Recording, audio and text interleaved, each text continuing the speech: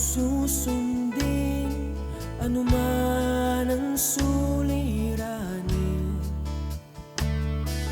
lahat ay aking kakayanin, pagkat ikaw ay kapiling. Subukin man ng panahon, mananatili sa'yo, Panginoon.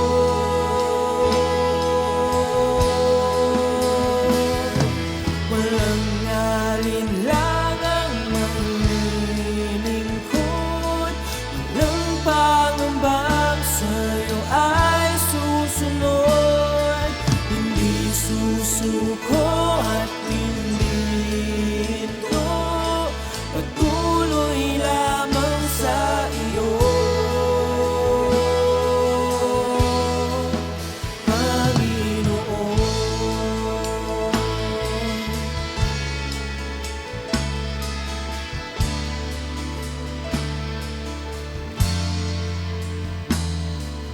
Ikaw ang aking paglilingkuran, kahit saan dalhin.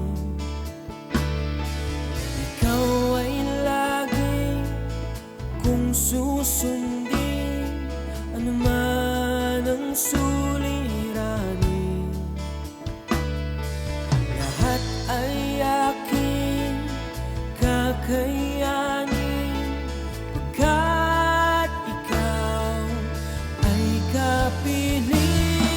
Subukin man ng panahon, mananatili sa'yo, Panginoon.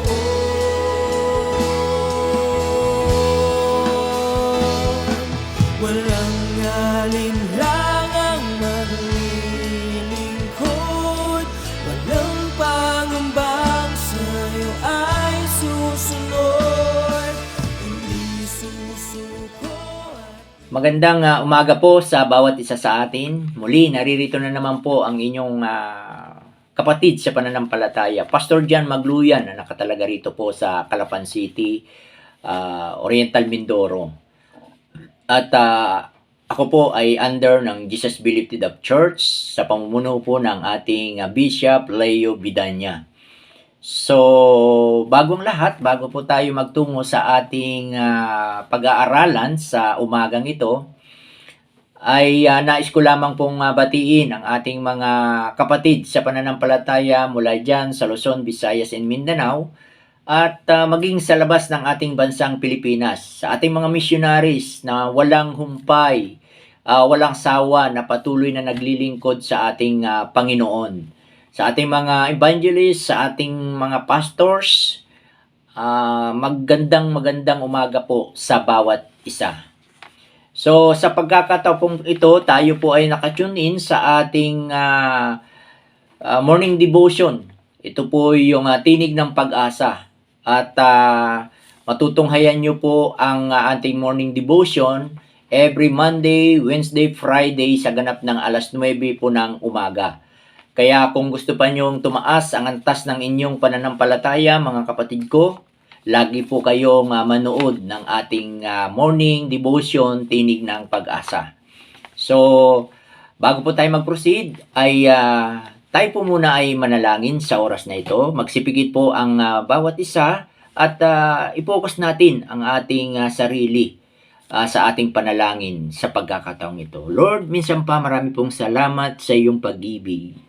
Marami pong salamat sa pagmamahal. Thank you for your love. Thank you for your goodness. Thank you for everything that you have done to us, Father God. Truly, Lord, apart from you, we can do nothing. Wala kaming magagawa, Father God, kung kami hiwalay sa iyo, Lord. At sa pagkakataong ito, Ama, pakalinisin mo kami sa aming mga nagawang kasalanan. Kung may nagawa man kami mga kasalanang sinasadya o di sinasadya, nakasugat ng iyong puso, ng iyong damdamin, Lord, patawarin niyo po kami, O God.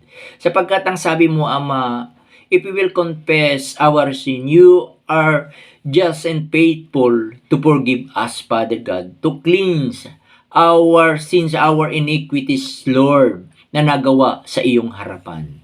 Kaya Lord, marami pong salamat sa pagkakataong ito, sa kapatawaran na igagawad mo at iginawad mo na sa amin, O Diyos.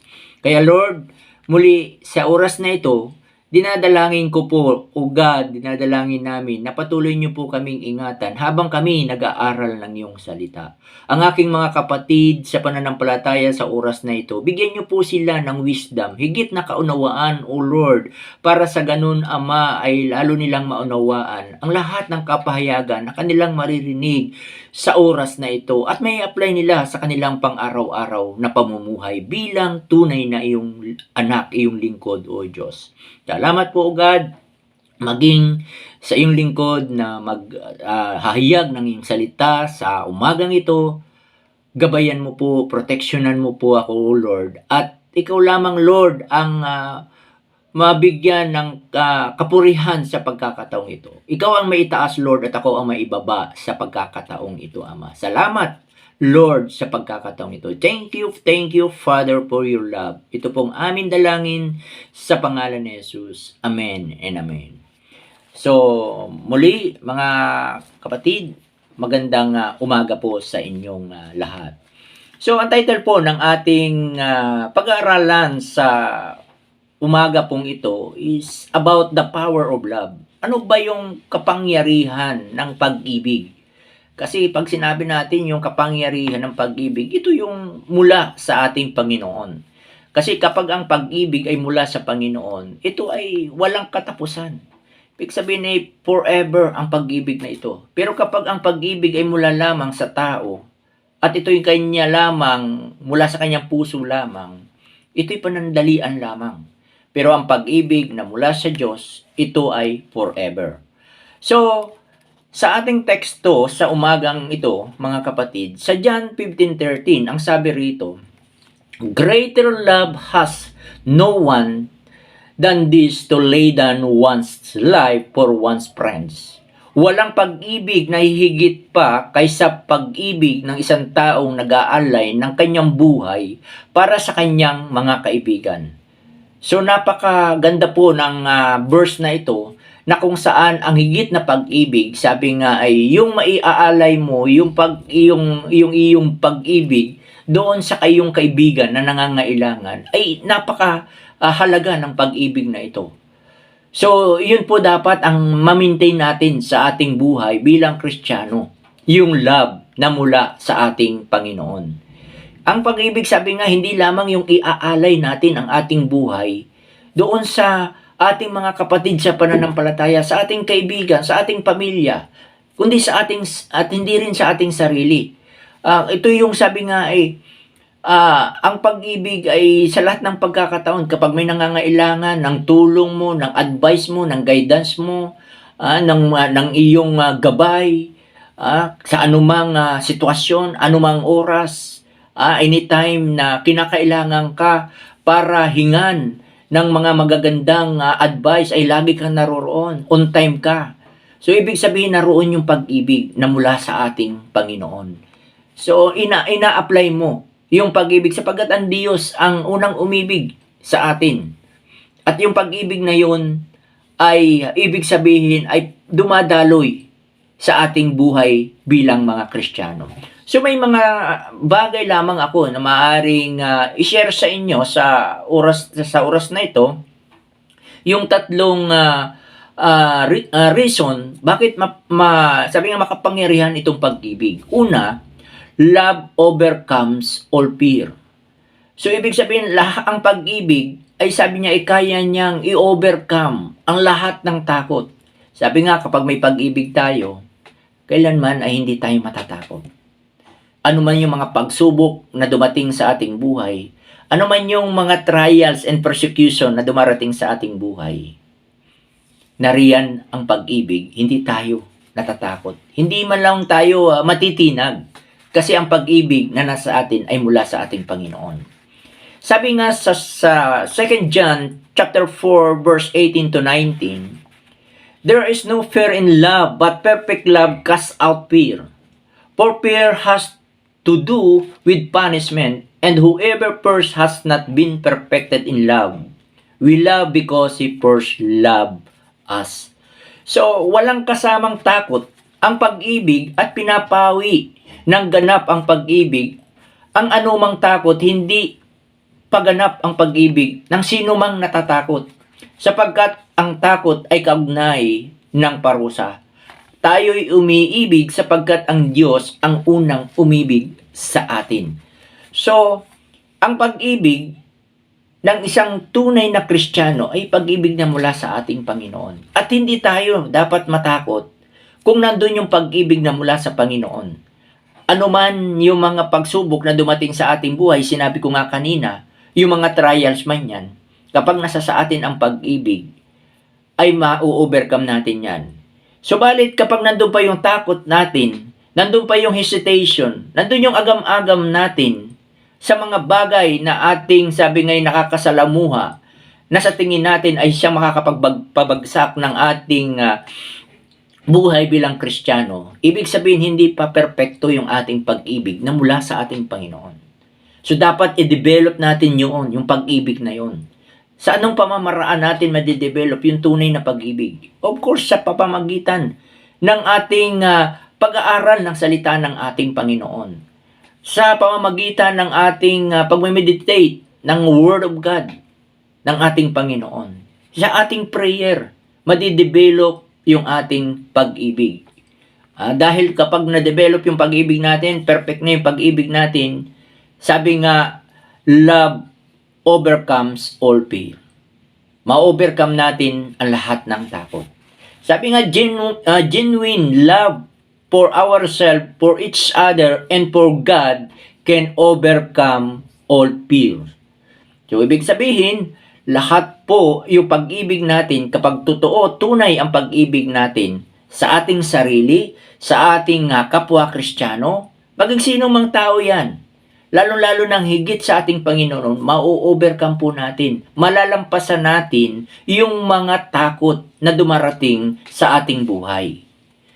So, sa Deuteronomy, chapter 31, verse 6, ang sabi po roon, be strong and courageous. Do not fear or be in dread of them. For it is the Lord your God who goes with you. He will never leave you nor forsake you. Sabi nga ay magpakatatag tayo, magpakalakas tayo, magpakatapang tayo. Huwag tayong matakot, huwag tayong magkaroon ng agam-agam. Sapagkat ang Diyos ay laging nasa sa atin.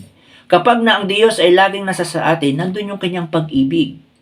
Dumadaloy sa atin yung pag-ibig. Yung pagdaloy ng pag-ibig, dapat yun ay dumadaloy din yung pag-ibig na galing sa Diyos sa ating kapwa Kristiyano.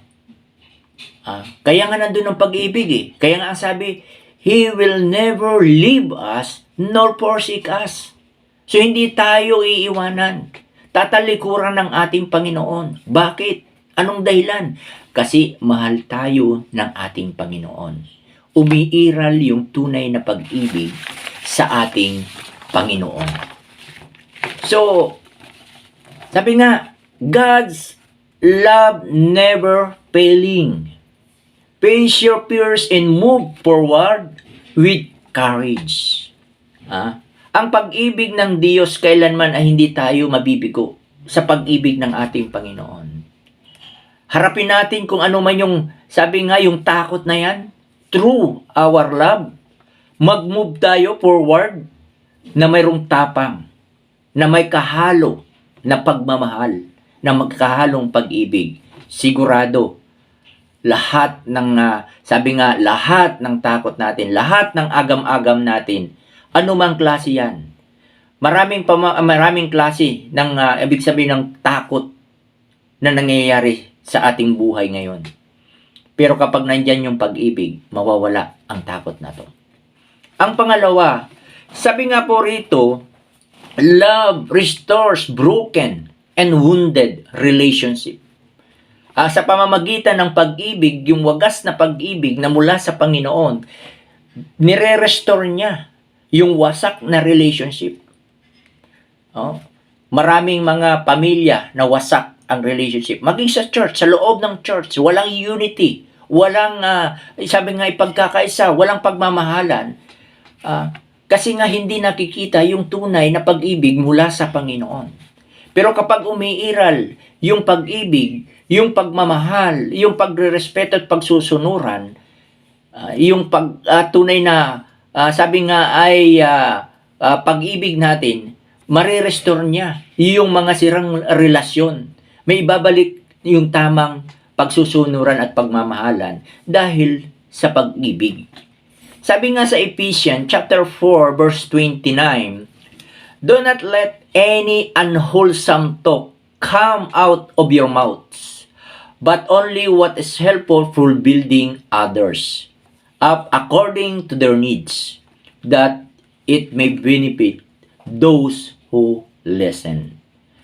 So, sabi nga tayo mga Kristiyano, yung mga lumalabas sa ating bibig, dapat hindi ito nakaka-harmful. Hindi nakakasakit ng damdamin ng ating kapwa, lalo na yung ating kapwa Kristiyano. Bagkos ito yung makakapagtatag, makakabuo ng magandang relasyon sa ating kapwa Kristiyano. Yung sa pamamagitan ng needs nila, yung ating pagbibigay ng napakagandang, sabi nga, mga positibong pananalita na makakapag-benefits, na ibig sabihin ay makakagain sila kung paano tumaas yung antas ng kanilang pananampalataya, kung paano lalo silang tumatag sa paglilingkod sa ating Panginoon. Kasi sometimes may mga Kristiyano na hindi naiingatan yung pananalita, which is ang rason ay nagkakaroon ng disunity. Nagkakaroon ng pagkakanya-kanya because of words that always uttering by somebody, na ibig sabihin ay ina-outer nila, sinasabi nila na hindi muna pinag-iisipang mabuti. Sometimes kailangan natin munang huminto, i-internalize yung ating sasabihin. Kung ito ba ay nakakasakit ng damdamin o ito ba ay nakaka-build lalo ng relationship o ito ba ay nakakasira ng relationship. Kasi sabi nga, kapag ka nabitawan mo na yung salita na nakakasakit ng damdamin, ang hirap na nitong bawiin. Mayroon sinasabi na the damage has been done. Nangyari na eh. Nagkaroon na ng damage. So kapag nasa atin lagi ang pag-ibig, nasa atin lagi yung, sabi nga, yung love mula sa Panginoon, lagi yung ating mga sinasabi ay positibo para sa ating kapwa. Yung makakapagbigay ng napaka-aya-aya. Di ba nga, sabi sa ating team nung nakaraan sa Psalms 133 verse 1, napakaligaya at kaaya-aya sa ating pagmasid, na nagkakaisa at sama-sama na magkakapatid. So, napaka-ininan po. Ibig sabihin, nandun yung tunay na pag-ibig, nandun yung tunay na pagmamahal na ating na-acquire mula sa ating Panginoon. Kapag yan ay laging nag-i-insist sa isang ministeryo, sa isang church, lalong gaganda, lalong uunlad ang church na ito. Lalong uunlad ang ministeryo na ito. Bakit? Kasi nagkakaroon ng tamang pagsusunuran dahil sa pag-ibig. Sabi nga roon, your words can either build up or tear down. So sa ating salita, kapag ang pananalita natin ay walang pag-ibig, walang, ibig sabihin ay walang tunay na pagpapakumbaba, maaring ito ay makakasira ng isang relasyon. Maging sa mag-asawa. Sa isang mag-asawa, dapat nandun yung respeto sa bawat pananalita. Nandun yung mga positive na statement na lagi nating ina-outer natin sa ating partner. Para sa ganun na mananatili ang tunay na pag-ibig. Sabi nga, our ability to use words rightly can either strengthen or weaken our relationship. sa ating pananalita madidetermine. Kung maayos ang iyong pananalita, mananatili ang magandang relationship, mananatili ang pag-ibig. Subalit kapag hindi maayos ang pananalita, magkakaroon ng hindi tamang pagsusunuran. Magkakaroon ng, sabi nga, ay disunity. Many relationship have been broken due to ability of one to control use words wisely. So nagkakaroon ng sabi nga ay pagkasira ng isang relationship dahil sa hindi maayos na pamamalit na pananalita. Walang tamang sabi nga walang pag-ibig yung kanyang parating sinasabi. Laging sabi nga stressful siya sa pagbibigay, sa pagbibitiw ng kanyang pananalita. Words are very powerful. Makapangyarihan ang salita. It is capable building up or tearing down. Sabi nga, it was the only tool used by God and creation. Diba? Sa Genesis, makikita natin sa salita ng ating Panginoon, na-create. Na-create, maraming na-create. Na-create ang tao, na-create ang earth dahil sa salita ng ating Panginoon. Kaya nga, ang salita ay powerful. Kapag ang nagbitiw tayo ng salita na may pag-ibig, sigurado powerful yan. Ang magiging resulta niyan ay magiging maayos, magiging maganda, magiging smooth. Pero kapag sabi nga yung ating pananalita ay walang love, walang pag-ibig, very sarcastic ang dating, ang kalalabasan nito ay negatibo. Hindi magiging maayos. Kaya, at sabi pa rito, it has the power to build or destroy our relationship. So, ingatan natin yung ating pananalita. Dapat laging may pag-ibig sa ating pananalita. Nandun yung humility, kababaang loob sa ating pananalita. In John chapter 13, verse 34, brother and sisters, sabi rito, so now I am giving you a new commandment. Love each other just as I have loved you, you should love each other. Magmahalan kayo sa isa't isa. Dahil inibig ko kayo, magmahalan kayo. Dapat magmahalan kayo. So yan ang sinabi ng ating Panginoon, na dapat ay magmahalan tayo sa isa't isa. Yun yung commandment niya. Yun yung utos ng ating Panginoon. Dahil kapag ang pag-ibig ay laging naroroon sa isang ministeryo, sa isang, sabi nga, samahan, organisasyon, magiging maayos yan. Mabilis ma-accomplish yung mission, yung vision kapag nandun yung pag-ibig sa isa't isa, yung pagmamahalan sa isa't isa. Lalong-lalo na kapag nandun yung unity. So, ang sabi pa rito, man was restored to God because of the love He had for us. Nirestore ng Diyos ang tao para magkaroon ng magandang relasyon ang tao sa Diyos dahil sa pag-ibig ng Diyos. Kaya nagkaroon ng restoration, kaya nagkaroon ng sabi nga ay ng muli na magandang relasyon ang tao at ang Diyos. Kasi ang Diyos ay pag-ibig. Sabi nga, God desired to restore man to Himself. And the only force that made this happen was His love. Dahil sa pag-ibig ng Diyos, ay nakita natin, di ba? Sabi nga, mahal na mahal niya yung kanyang bugtong na anak. Pero dahil nais niyang i-restore yung magandang ang relationship ng tao at ang Diyos, ibinigay niya ang kanyang bugtong na anak. Upang magkaroon ng tunay na pag-ibig, pagmamahalan ang bawat isa. So napakahalaga po yun. Love has the power to restore a broken and a wounded relationship just as a man was restored to God because of love. Dahil sa pag-ibig. Kaya, sabi nga, ang Diyos ang unang umibig sa atin. Hindi tayo ang unang umibig sa Diyos. Kaya kung ang Diyos ang unang umibig sa atin at tinanggap natin yung tunay na pag-ibig ng Diyos, dapat yung pag-ibig na tinanggap natin mula sa Panginoon, ito ay dadaloy din ang pag-ibig na ito sa ating kapwa mananampalataya. Manatili ang pag-ibig. Walang inggitan, walang siraan, walang sabi nga ay walang magkakanya-kanya. Isipin ang pag-ibig ng ating Panginoon. Kaya ngayon marami pag na-open yung alam niyo po yung ating tema last November at ngayon at yung po ang hinahayag ng ating mga kapastoran. Alam niyo po, nauobserbahan namin na nagiging lalong gumaganda yung relationship ng bawat kapatid natin sa pananampalataya sa lahat ng churches, sa lahat ng satellite because of love. Because of love coming from God na laging ini-insist sa katuruan.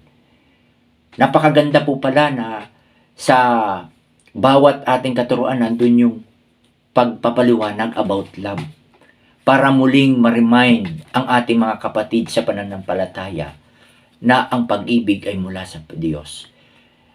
Na ang pag-ibig, sabi nga ay ang ating Panginoon. So sa pangatlo po, sabi rito, love gives comfort and ease the pain. Ang pag-ibig ay nagbibigay ng kaginhawahan, nagpapawi ng sakit ng ating damdamin, ng ating puso. Sabi nga sa Mateo chapter 5 verse 4, mga kapatid, blessed are those who mourn, for they shall be comforted. Mapalad po yung mga tao na sila'y nananangis at sila'y, sabi nga, kinokomport at nakomport po sila dahil doon sa kanilang nararanasang matinding problema sa kanilang buhay. Tingnan po natin. Alam niyo po, paborito kong isa sa karakter sa Bible ay si Job. Bakit? Si Job po ay dumanas ng mga matinding pagsubok sa kanyang buhay. Nawala ang kanyang ari-arian, nawala ang kanyang mga anak, lahat ng posisyon niya nawala. Maliban doon sa kanyang asawang babae. At nagalit pa ang kanyang asawang babae. Pero dahil ang pag-ibig ay na-maintain ni Job, yung pag-ibig na mula sa Panginoon, tumatag ang kanyang pananampalataya sa ating Panginoon dahil sa pag-ibig niya sa ating Panginoon. Kahit anumang naranasan niya na mga pagsubok sa kanyang buhay, hindi siya tumalikod sa Panginoon, bagkus pinakita pa niya yung kanyang pag-ibig na dumaloy mula sa ating Panginoon. Ipanadama pa niya yung kanyang pag-ibig.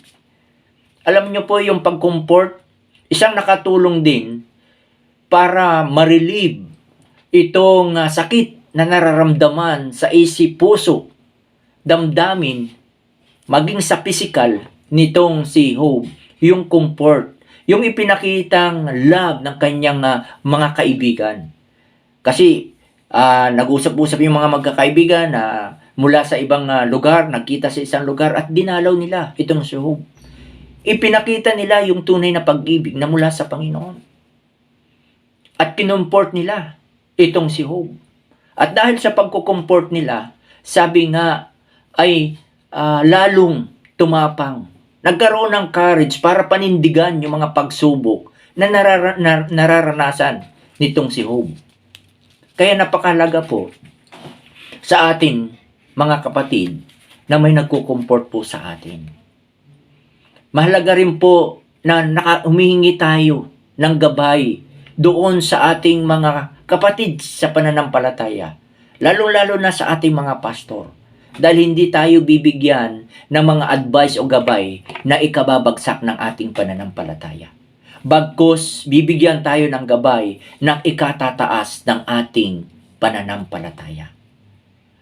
Kaya, sabi nga, ang pag-ibig, laging dala-dala natin para ma-share din natin sa iba. Alam niyo po, mayroon po kaming kapatid sa pananampalataya doon sa Bunbon, Calero, sa Calapan City. At nagkaroon po siya ng sakit at lagi po siyang tumatawag sa amin ni Pastor Irene, sa aking asawa.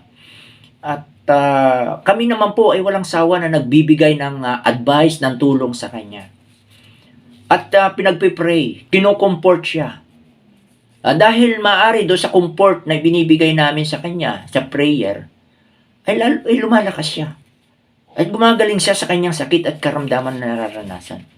Pero kung walang nagko-comfort sa kanya, walang love na pinapakita sa kanya, maaaring hindi siya darating sa sitwasyon na magiging maayos ang kanyang buhay o ang kanyang sarili. Kaya napakalaga po na ang bawat Kristiyano, tayo mananampalataya, ay mayroong gumagabay sa atin para ma-direct lalo tayo sa ating tunay na pananampalataya. Para lalong tumaas ang antas ng ating tiwala sa ating Panginoong Hesukristo. So, sabi nga sa 2 Corinthians chapter 1 verse 34, ang sabi po rito, "Blessed be the God and Father of our God Jesus Christ, the Father of mercies and God of all comfort, who comforts us in all our affliction, so that we may be able to comfort those who are in any affliction with the comfort with which we ourselves are comforted by God." So napakahalaga po, tayo, mapalad po tayo.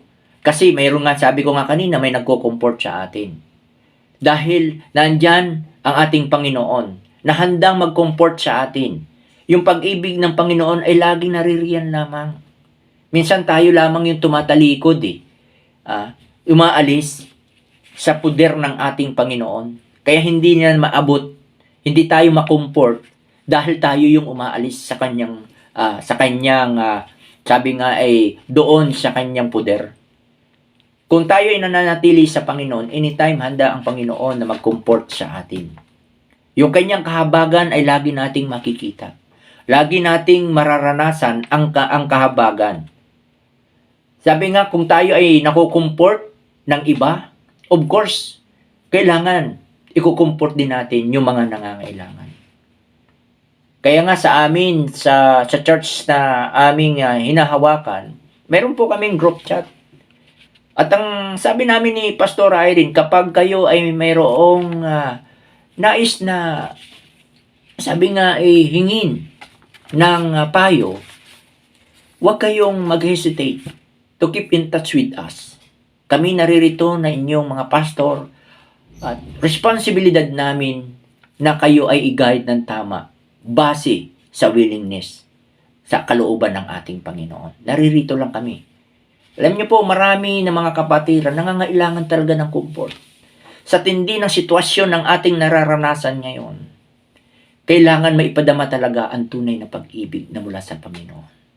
Dahil kung hindi natin gagawin na ma-share ang pag-ibig ng Panginoon, hindi naman kailangan yung financial talaga na pangangailangan Yung maibigyan mo siya ng mga positibong pananaw, na ibig sabihin makakristyanong pananaw, good enough na po yun para ibig sabihin ay magpatuloy siya. Hindi siya tatalikod.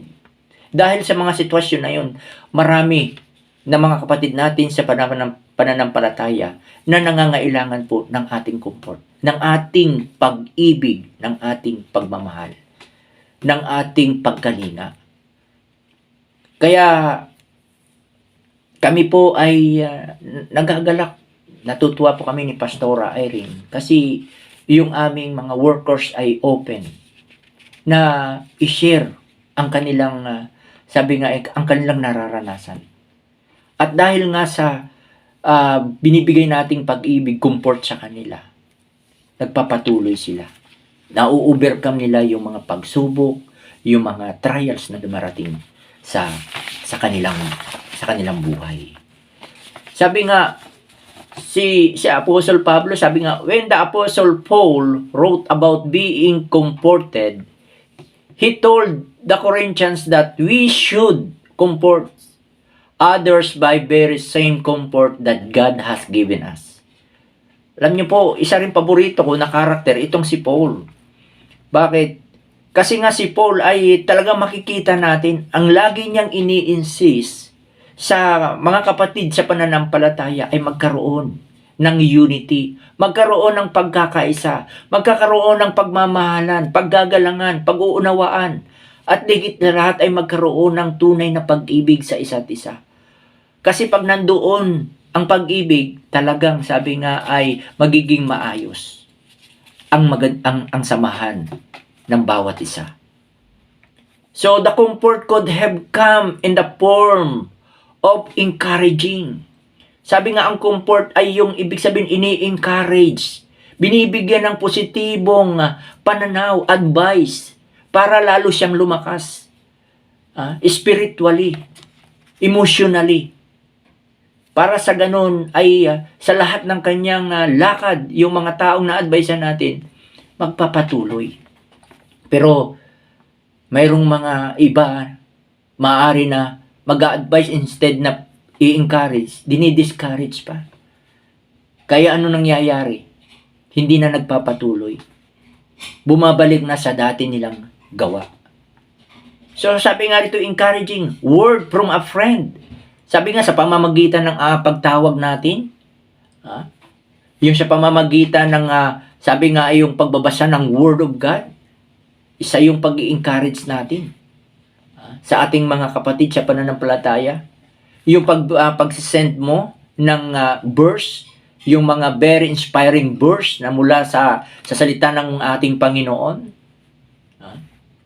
Para ibig sabihin ma-encourage, ma-inspire yung kapatid natin sa pananampalataya, napakahalaga po yun. Ibig sabihin, ipinapadama natin, isinishare natin yung pag-ibig na nararanasan natin mula sa ating Panginoong Jesus. Sa aking conclusion po sa umagang ito, mga kapatid, ang sabi po rito, a true friend loves us at all times, and not just during the good times, but at all times, including those times when we are walking through the valley of the shadow of death. So, ang tunay na kaibigan ay, sabi nga sa hirap at ginhawa, ipinapadama niya ang tunay niyang pag-ibig sa kanyang kaibigan. Kaya nga sabi natin sa teksto natin, sa John 15:13, na sabi nga ay ang napakahalaga ng pag-ibig, mas mataas ang tas ng pag-ibig, yung may alay mo ang buhay mo dahil sa iyong kaibigan. Kaya nga sabi nga, hindi lamang sa sarap mo dapat makasama ang iyong kaibigan. Yung masasayang time, panahon, na nandoon ka sa piling na iyong kaibigan. Pero kung nandoon na sa problema na nararanasan niya, na which is na kailangan niya na yung pagkalinga, yung iyong pagmamahal, yung iyong inspiring words, yung positive statement mo, na dapat may marinig niya para may apply niya sa kanyang pang-araw-araw na buhay. Yun po ay kailangan. So napakahalaga po noon na anytime, sabi nga, na tayo man ay lumalakad daw, sabi nga, dumaan man ako doon sa madilim na libis ng kamatayan, pakita pa rin natin yung pag-ibig natin sa ating kapatid na nangangailangan. Na nangangailangan. So, sabi nga ay, love never fails. Ibig sabihin, ang pag-ibig kailanman ay hindi nabibigo o hindi nababago. Hindi bumabagsak, hindi nawawala ang pag-ibig. Laging naririyan. Lalo na kung ang pag-ibig ay mula sa ating Panginoon. Ang pag-ibig ay nakaka-restore.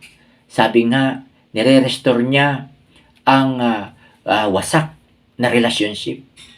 Ang pag-ibig ay sabi nga ay nakaka-remove ng lahat ng takot natin. Ang pag-ibig ay sabi nga ay nandoon yung nagbibigay ng comfort sa atin para sa ganun lalo tayong magiging matatag hanggang sa pagdating ng ating Panginoong Jesucristo. Manalangin tayo sa oras na ito. Lord, minsan pa marami pong salamat sa oras pang ito. Salamat, Lord, sapagkat sa maikling oras, O Lord, ay nakita namin, narinig namin ang tunay na pag-ibig na mula sa iyo, O Lord. Sapagkat ang pag-ibig, Lord, ay napakahalaga sa bawat isa. At kung ito, Lord, ang pag-ibig mo ay dumaloy sa amin, dapat lamang na ito ring pag-ibig na ito maipadaloy namin sa mga kapatid namin sa aming pananampalataya. Salamat, O Lord, dahil sa katuroang ito, O God, kami ay magpapatuloy sa iyo na mayroong tunay na pag-ibig sa aming kapwa mananampalataya. Lord, sa pagkakataong ito, dinadalangin ko, Ama, ang aking mga kapatid na nanonood ngayong ugad sa live streaming sa aming morning devotion. Napatuloy mo po silang patatagin, ingatan, O Lord. Lagi mo po, Father God, inculcate sa kanila ang tunay na pag-ibig at pagmamahal, O Diyos. Huwag mo po silang pagkulangin. Bagkus, Lord, ipadama mo sa kanila na ikaw ang Diyos na hindi nagkukulang sa lahat ng pagkakataon.